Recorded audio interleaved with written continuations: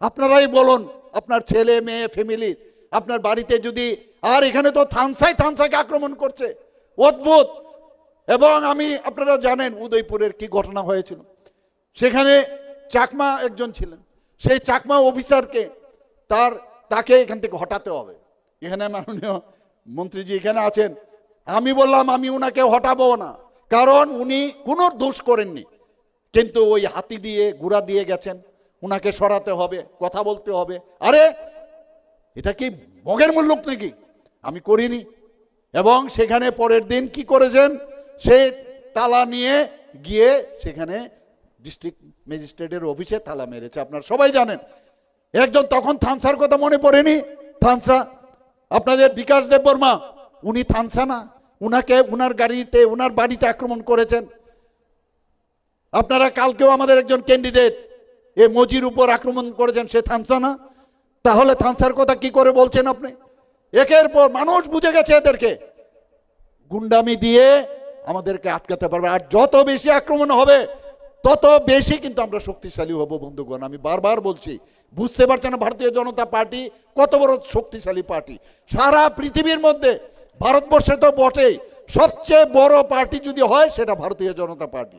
এবং ভারতীয় জনতা পার্টি এমন একটা পার্টি যারা আধ্যাত্মিক চিন্তাধারায় কাজ করে, মানুষের প্রথমেই দেশের কথা চিন্তা করে, মাটির কথা চিন্তা করে।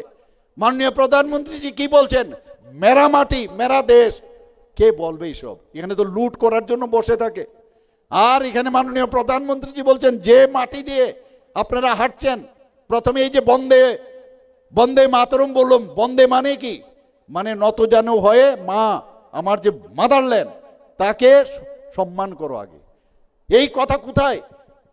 হর ঘর তিরঙ্গা মাননীয় প্রধানমন্ত্রীজি বলেছেন কিনা? হর ঘর তিরঙ্গা আমরা এর আগেও তো উত্তোলন করেছি। এতে করে আমরা এই পতাকা, আমাদের যে ন্যাশনাল ফ্ল্যাগ, তাকে সম্মান জানানো এবং এই দেশ স্বাধীন করার জন্য যারা কাজ করেছেন তাদেরকে সম্মান জানানো, তাদেরকে স্মরণ করা এবং দেশাত্মবোধের ভাবনা সেটা আনার জন্য এই হচ্ছে ভারতীয় জনতা পার্টি। আপনারা জানেন অক্সিজেন খুব দরকার আমাদের, আমরা তো এইসব চিন্তাও করি না। তাই কি বলছেন মাননীয় প্রধানমন্ত্রীজি? উনি বলছেন এক পের মাকে নাম, মার কথাও স্মরণ করলেন। আবার এখানে যাতে অক্সিজেন বেশি করে আমাদের বাতাবরণ যেন ভালো থাকে, কার্বন ডাই অক্সাইড যাতে আমরা দিতে পারি, এই যে একজন আরেকজনের জন্য এই যে ব্যবস্থাপনা, আজকে মাননীয় প্রধানমন্ত্রীজি আজকে 75 সীমান্ত গ্রাম বীরকানাম, আমরাও জানতাম না ত্রিপুরাতে বিভিন্ন যে 75 যখন বছর হলো আমাদের দেশ স্বাধীন হওয়ার, আমরা গেলাম সেখানে বিভিন্ন জায়গায় আমাদের ত্রিপুরার অনেক শহীদ হয়েছেন, যারা বিএসএফে আছেন, আর্মিতে আছেন, দেশের জন্য তাদের নাম সে ফলকে আমরা খোদাই করে রেখেছি। আপনারা ভাবুন, যখন ওই গ্রামগুলোতে আপনারা যাবেন, আগামী দিনেও আপনারা যখন যাবেন, তখন যখন দেখবেন যে এই গ্রামের একজন ছেলে এই দেশের জন্য প্রাণ উৎসর্গ করেছেন, এই যে দেশের জন্য ভাবনা। আগে তো আমাদের ভারতীয় জনতা পার্টি প্রথমে দেশের কথা বলেন, তারপর পার্টির কথা বলেন, আর পর নিজের কথা বলেন। আর অন্য পার্টির উল্টো, আমি ঠিক থাকলেই হয়, আমার চাই। এই যে দেশের চিন্তাধারা নেই। আগে আমাদের ভারতবর্ষের মধ্যে বাইরের এই যে পাকিস্তান থেকে আরম্ভ করে, চায়না থেকে আরম্ভ করে হাজার হাজার বর্গ কিলোমিটার দখল করে নিয়েছে আগে এই কংগ্রেস গভর্নমেন্টের সময়। আর ইউপিএ সরকারের সময় আমাদের যারা ফৌজি যারা আছেন তাদের গলা কেটে আমাদের দেশের মধ্যে ফেলে রেখেছে। কত বড় সাহস! এবং পার্লামেন্টে আঘাত করেছে, মুম্বাই আঘাত করেছে। আর নর্থ ইস্টার্ন রিজনের কথা বলে তো লাভই নেই, কখন কোন জায়গার মধ্যে ডাইনামেট হবে। যে কোনো জিনিসের যখনই কোনো ডেভেলপমেন্ট দরকার, শান্তি প্রতিষ্ঠিত, আগে কি বলতেন, मैं निंदा करता हूं। আরে নিন্দা সে কি হবে?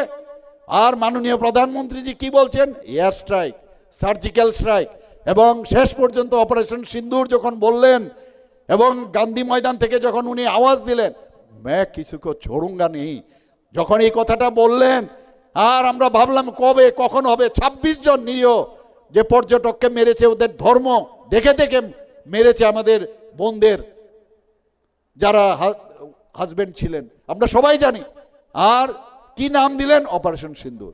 এই 26 জনের বদলা 26 মিনিটে 100 কিলোমিটার ভিতরে পাকিস্তানে ঢুকে 9টা যে টেররিস্ট ঘাঁটি আছে সেগুলোকে ধ্বংস করেছে। বন্ধুগণ, আমরা একদিকে